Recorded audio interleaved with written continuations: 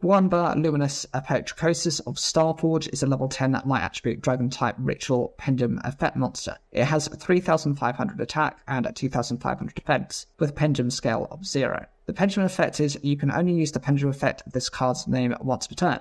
During your main phase, you can add one apokadrosis card from your deck to your hand, except a pendulum monster, then destroy this card. The monster effect, you can ritual summon this card with guangba, luminous, apokadrosis of starforge, must be special summoned by its own effect. You can only special summon guangba, luminous, apokadrosis of starforge once per turn.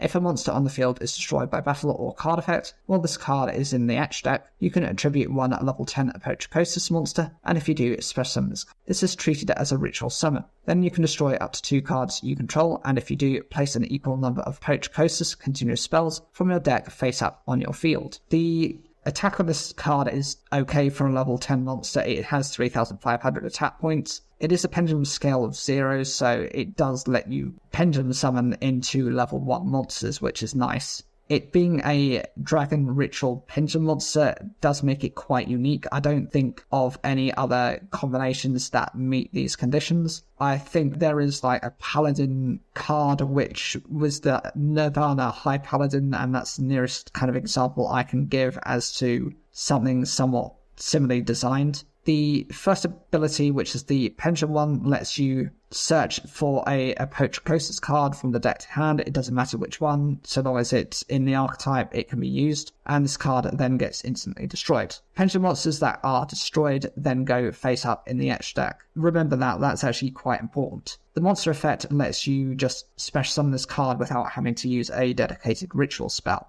This being an inbuilt ability prevents a lot of the downsides that a lot of ritual monsters have. In the past, most of them had a dedicated named spell card to bring them out, and that meant running all these bricks, which you would often kind of brick into various cards and not be able to bring out your ritual cards. These days, you have generally more support for rituals which are generic and let you bring out things just based on the attribute they are, or lets you summon cards which are their own archetype or sub-archetype in certain cases. The first ability is if a monster on the field is destroyed by battle or effect, provided this card is in the extras deck, so that will happen through its first effect, which was a pendulum effect. By just attributing a level 10 apokadrosis monster, and they're all level 10, this card can instantly be special summoned. You do then have to destroy up to 2 cards that you control, but they get replaced with continuous spell cards from the same archetype.